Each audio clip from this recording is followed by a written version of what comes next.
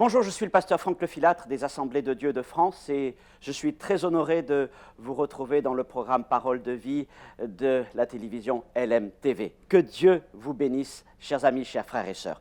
Aujourd'hui, nous allons suivre Jérémie, envoyé par Dieu pour rencontrer un artisan, un potier. Nous allons faire dans quelques instants une lecture dans le livre de Jérémie, chapitre 18, versets 1 à 6. J'aimerais vous dire que Dieu est un artiste génial, un très grand créateur, le plus grand qui n'ait jamais existé. Non seulement il crée à partir de rien les choses les plus merveilleuses, le ciel, la terre, la lune, les étoiles, mais il est aussi le seul qui donne vie à ce qu'il crée, les animaux et puis bien sûr l'humanité. Et de plus, il sait redonner forme, élégance, beauté, dignité à ce qui a été cassé et brisé. Il est un créateur, il est aussi un réparateur. Aujourd'hui donc, je vous invite à venir avec moi, comme je vous l'ai dit, dans le livre de Jérémie pour aller visiter l'atelier du potier avec le prophète. La parole qui fut adressée à Jérémie de la part de l'Éternel en ces mots. Lève-toi et descends dans la maison du potier, là je te ferai entendre mes paroles. Je descendis dans la maison du potier et voici, il travaillait sur un tour. Le vase qu'il faisait ne réussit pas, comme il arrive à l'argile dans la main du potier, et il en refit un autre vase, tel qu'il trouva bon de le faire. Et la parole de l'Éternel me fut adressée en ces mots. Ne puis-je pas agir envers vous comme ce potier, maison d'Israël, dit l'Éternel. Voici comme l'argile est dans la main du potier, ainsi vous êtes dans ma main, maison d'Israël. Amen. Semblable à l'argile dans les mains du potier, nous sommes en quelque sorte une matière vivante dans les mains du Seigneur. Une matière qu'il ne cesse de vouloir transformer, façonner dans un but extraordinaire. Il veut faire de nous, de chacun d'entre nous, des fils et des filles de son royaume, manifestant sa gloire dans ce monde. Et plus précisément, il veut former en nous une image, son image, une image pleine de beauté, de grâce, de force, et cette image a un nom, Jésus. Jésus qui est le reflet de la gloire de Dieu et l'empreinte de sa personne, Hébreux chapitre 1er, verset 3, ressembler à Jésus. Voilà ce que Dieu veut faire avec nous. Mes amis, mes frères et sœurs, si la promesse du salut est une grâce instantanée que nous recevons à partir du moment où nous croyons, l'œuvre de transformation que Dieu va accomplir ensuite dans nos vies est un processus. Un processus qui va donc s'étaler dans le temps.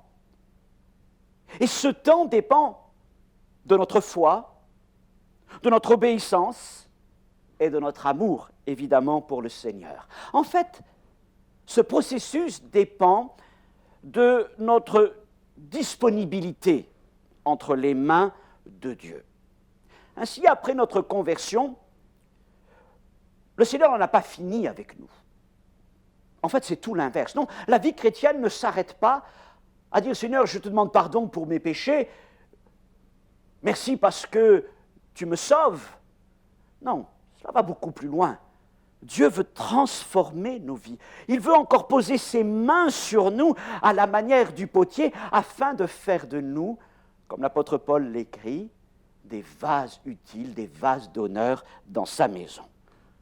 Alors sommes-nous prêts à mettre encore nos vies entre ses mains? Le laisserons-nous faire en nous ce qu'il veut accomplir? Jérémie est donc conduit par le Seigneur dans l'atelier du potier. Il voit celui-ci travailler avec son tour, l'argile, et il le voit au bout d'un instant devoir reprendre un vase qui vient d'échouer. Mes amis, Le projet pour l'humanité de Dieu, le projet pour les hommes, pour chacun d'entre nous était parfait. Car tout ce que Dieu a créé était parfait. Et il nous avait créés à son image, dit le livre de la Genèse. Nous étions à l'image de Dieu. Je comprends pourquoi le psalmiste dit que nous avons été faits de peu inférieurs à Dieu. C'était notre position privilégiée auprès du Seigneur, de peu inférieure à lui. Oui, David avait raison encore quand il écrivait au psaume 139 « Je te loue de ce que je suis une créature si merveilleuse ». Malheureusement, cette image de Dieu en l'homme, cette position que l'homme occupait de peu inférieure auprès de Dieu, a été perdue. Séduits par Satan, nous avons désobéi à Dieu. Et l'homme tomba. Et alors le péché et la mort rentrèrent dans ce monde et tout fut gâché. Et depuis, le péché ne cesse d'œuvrer parmi les hommes, de tout ternir, de tout dégrader, au point que l'homme est devenu complètement corrompu, souillé, séparé de Dieu. Et aujourd'hui, l'homme est tel un vase qui a échoué. Et nous étions nous-mêmes des vases échoués, impurs, corrompus, peut-être brisés, fêlés. Cependant, ce que nous voyons ici avec Jérémie, c'est que Dieu est toujours prêt à reprendre l'argile entre ses mains pour en faire un autre vase tel qu'il trouve bon de le faire. Jésus est venu sur cette terre pour donner sa vie pour nous à la croix, pour payer notre dette à l'égard de Dieu, c'est-à-dire notre désobéissance et notre péché. C'est le merveilleux projet du salut, mais ce n'est pourtant qu'une partie de sa mission, car Jésus est aussi venu afin d'accomplir le projet de Dieu pour nos vies et dans nos vies. Il est venu pour reprendre ce vase échoué, afin de travailler à nouveau notre vie qui a été purifiée par son sang. Et Jésus est venu pour restaurer l'image de Dieu en nous.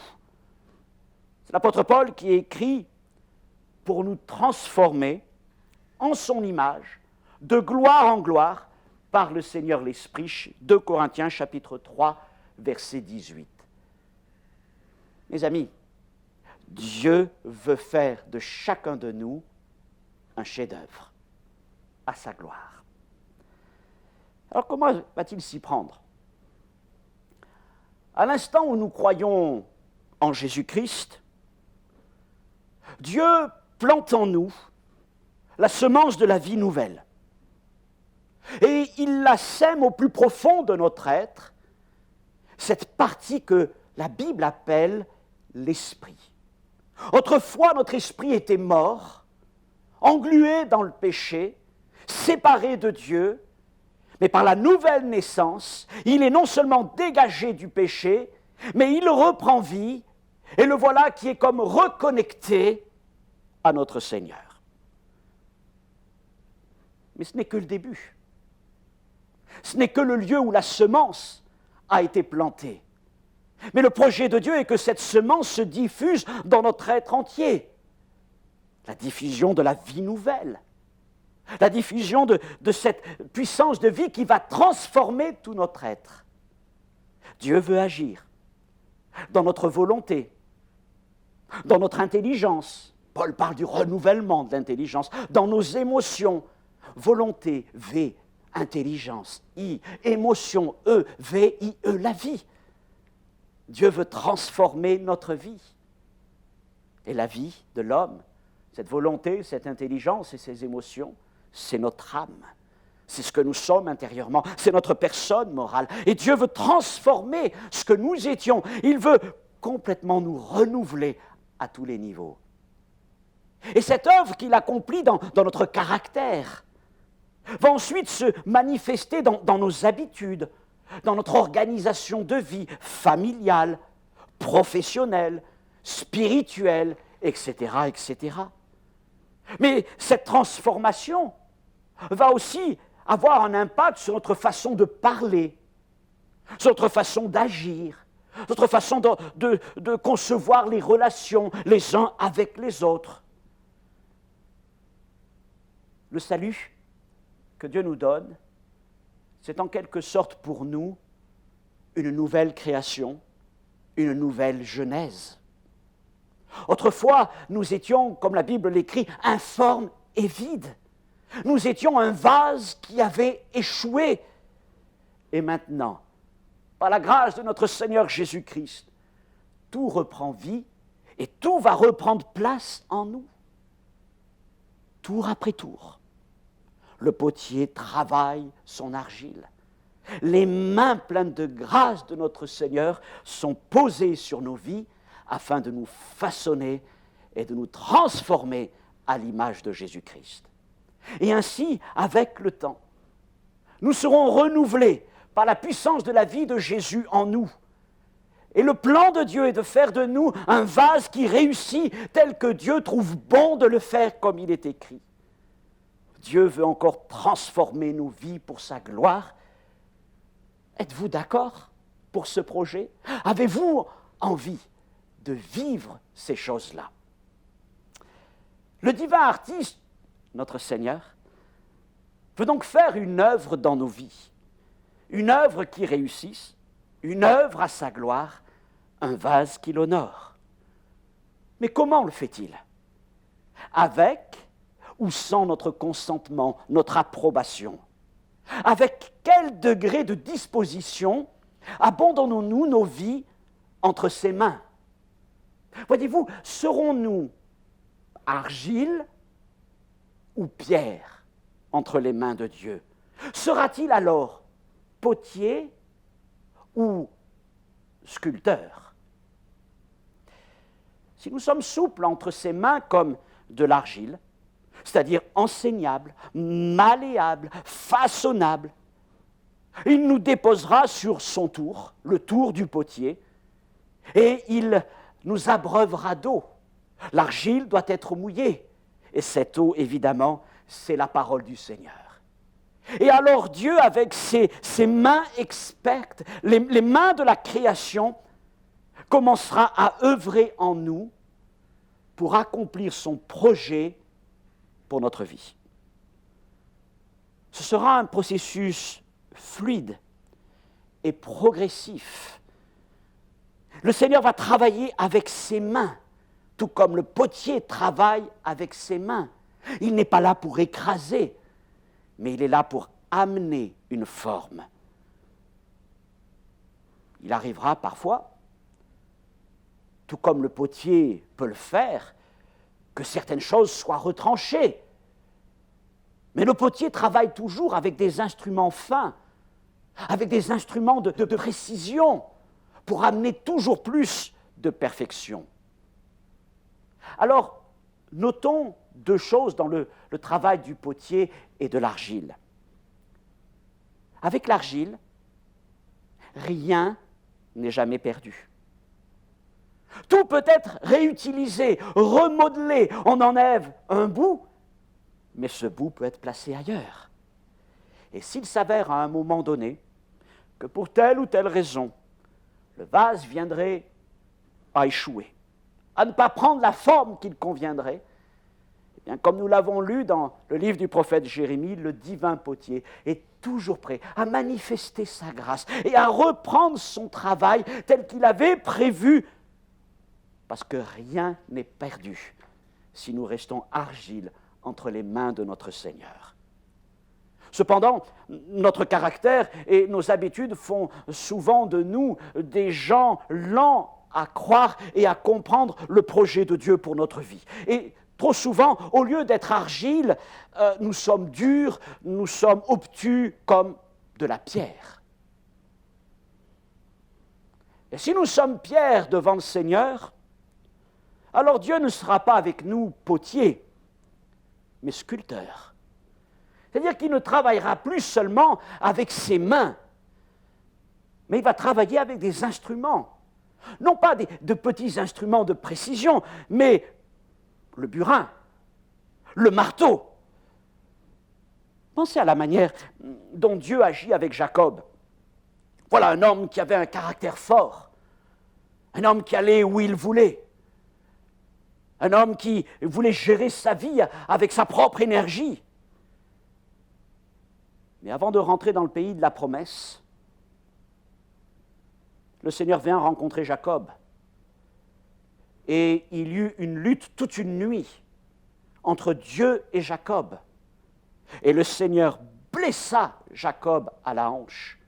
Et celui-ci resta boiteux toute sa vie. Mais c'était le seul moyen pour que Jacob puisse rentrer dans le pays de la promesse. Il était boiteux parce que son cœur était dur comme de la pierre. Mais après cette blessure, Dieu l'appela Israël et il rentra dans les promesses de l'Alliance. Pensez donc à des hommes comme Pierre, à qui Jésus dit « Mais quand tu étais jeune, tu te saignais toi-même, tu faisais ce que tu voulais, etc. etc. Et puis un jour, on te lira. » Pensez donc à Saul de Tarse. Voilà ce juif zélé dans la loi qui persécute l'Église et qui a même réclamé l'autorisation d'aller jusqu'à Damas pour s'emparer des chrétiens. Et voilà que sur ce chemin de Damas, le Seigneur se révèle à lui, le percute, le projette à terre et il devient aveugle. Mais quand Saul de Tarse se relève, et quand Ananias vient le visiter quelques jours plus tard dans la ville de Damas, n'est plus le même homme. Dieu l'a frappé, Dieu l'a marqué, mais il se relevait et quelque temps plus tard, il deviendra l'apôtre Paul. Une œuvre de force peut donc s'engager entre Dieu sculpteur et nous, si nous sommes comme de la pierre devant lui. Et cette œuvre pourra être douloureuse. Les épreuves, les blessures, à la manière de Saul, elle pourra être longue. Combien d'années Jacob a perdu là à essayer de se battre avec ses propres forces, à essayer d'arracher les bénédictions avec ses propres forces. Et ce travail sera aussi accompagné de pertes. Oui, si le travail de l'argile, même dans les déchets qu'il produit, nous avons vu que tout est récupérable. Mais lorsque le sculpteur frappe la pierre, le marbre, le granit, les éclats sont perdus. Il ne peut pas les réutiliser. Il les met de côté, il les jette. Et lorsque Dieu travaille nos vies et que nous sommes durs comme de la pierre, il y a des choses que Dieu retranche, définitivement. Et la longueur et l'intensité de ce travail que Dieu accomplira dans nos vies dépend donc de notre propre force naturelle et de notre résistance, de notre caractère, de notre volonté de mener par nous-mêmes les choses. Oh, qu'il est triste de voir des chrétiens lutter contre le Seigneur, à la manière de Jacob, en train de lutter contre Dieu.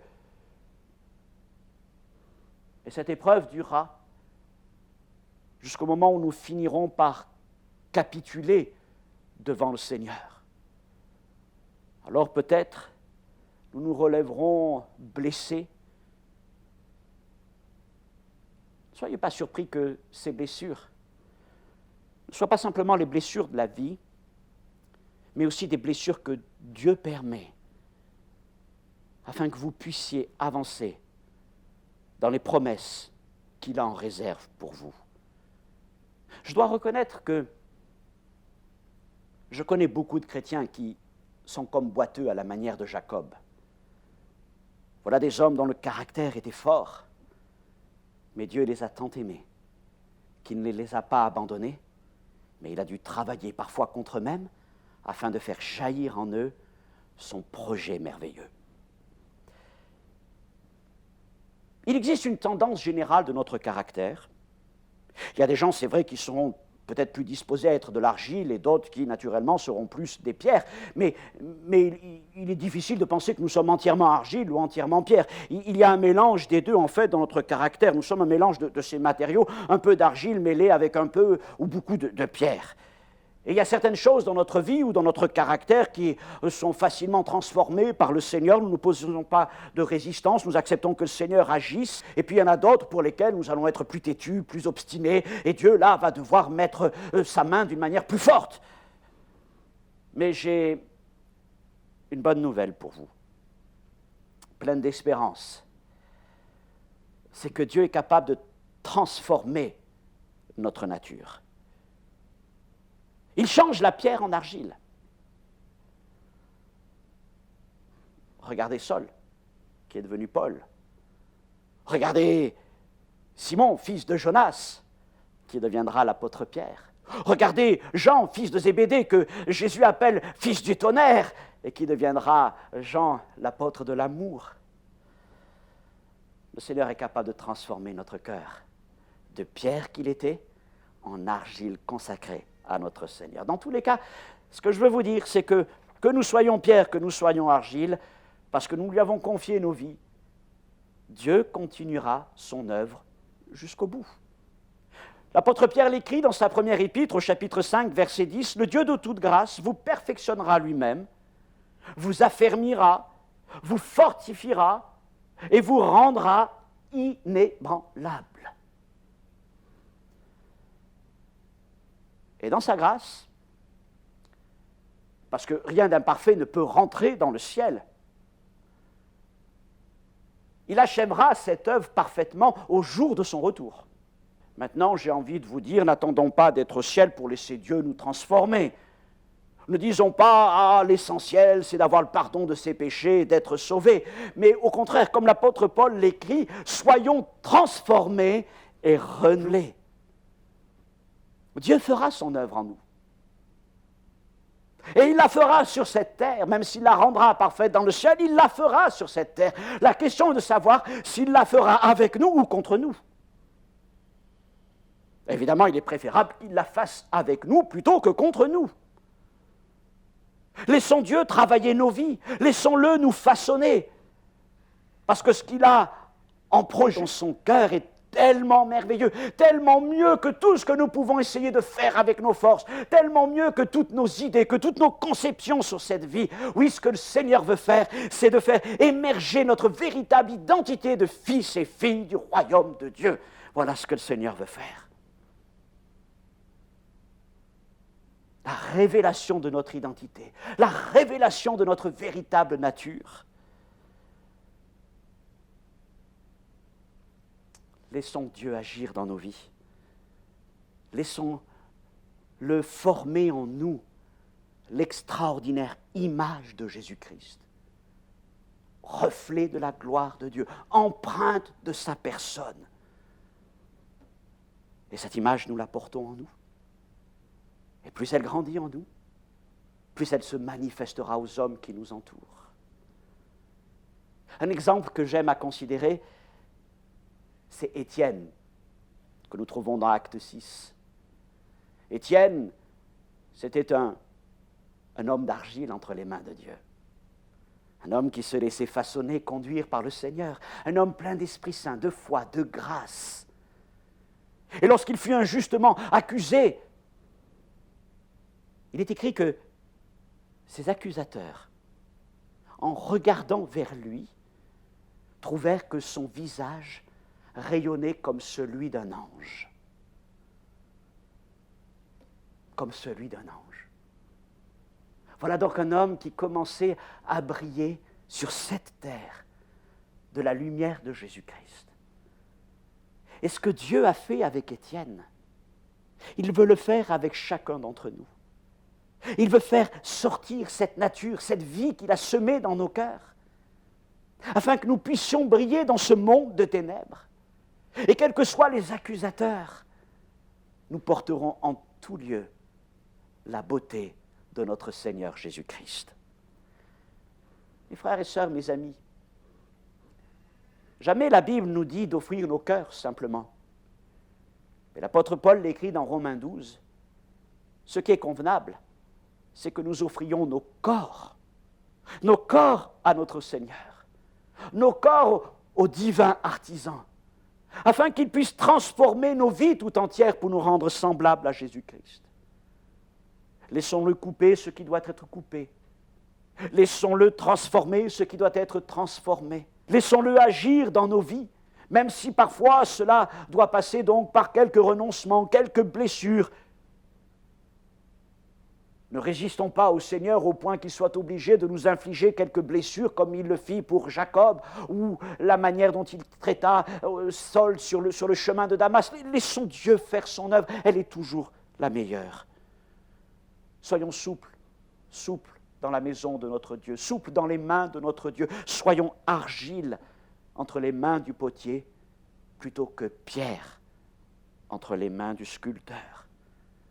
Le Seigneur veut faire de toi un vase qui réussit, un vase extraordinaire, un vase à la gloire de son Fils Jésus-Christ. Laisse le Seigneur agir dans ta vie. Laisse-le, avec sa parole et ses mains, te transformer, te façonner jour après jour. Alors tu verras combien ta vie rayonnera et deviendra une source de bénédiction, de grâce, d'encouragement, de consolation pour tous ceux qui sont autour de toi. Merveilleux projet du Seigneur.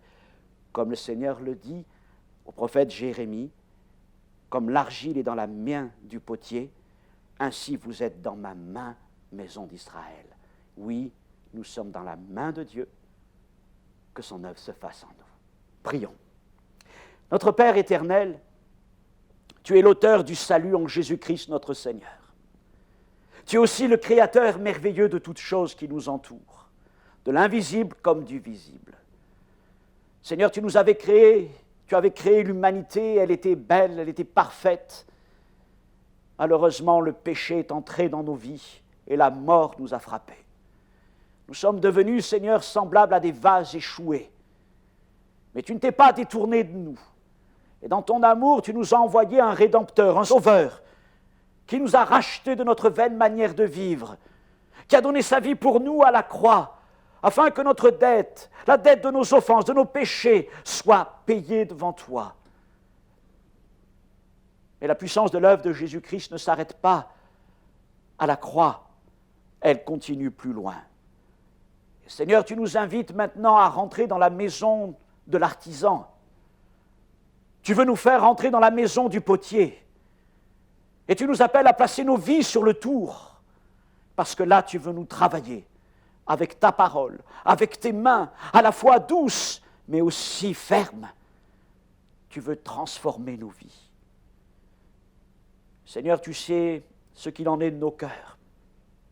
Et nous devons reconnaître que tout en t'aimant et en ayant confiance en Jésus, nos cœurs sont souvent pleins de pierres, de résistance. Et alors, Seigneur, tu nous conduis dans la maison du sculpteur. Et là, tu travailles avec des matériaux qui sont parfois difficiles, les épreuves de la vie, des leçons par lesquelles nous devons passer. Mais quand même, Seigneur, il y a des éclats, il y a des choses qui sont perdues, il y a des coups qui viennent. Nous savons que ce n'est pas, Seigneur, pour que nous soyons abîmés, mais Seigneur, c'est pour que quelque chose de merveilleux sorte de ce travail. Père, donne-nous de comprendre que la vie chrétienne, ce n'est pas simplement la repentance et la foi en Jésus-Christ mort pour nous à la croix, mais c'est un processus de toute une vie. Un jour, oui, dans le ciel, tu nous rendras semblables à Jésus-Christ, mais déjà sur la terre, à la manière d'Étienne, tu veux nous donner de briller comme Jésus-Christ. Seigneur, je sais que c'est d'une manière, ce sera toujours d'une manière imparfaite, mais je prie pour que nous soyons, à l'image de Jésus, un petit reflet de ta gloire, une petite empreinte de ta personne dans ce monde de ténèbres, afin que ceux qui nous entourent puissent voir briller en nous la grâce de Jésus-Christ. Seigneur, fais-nous briller. Fais-nous briller, Seigneur, en transformant nos vies. Fais de nous des vases utiles, propres à toute bonne œuvre dans ta maison, Seigneur. Amen. Que Dieu vous bénisse, chers frères et sœurs.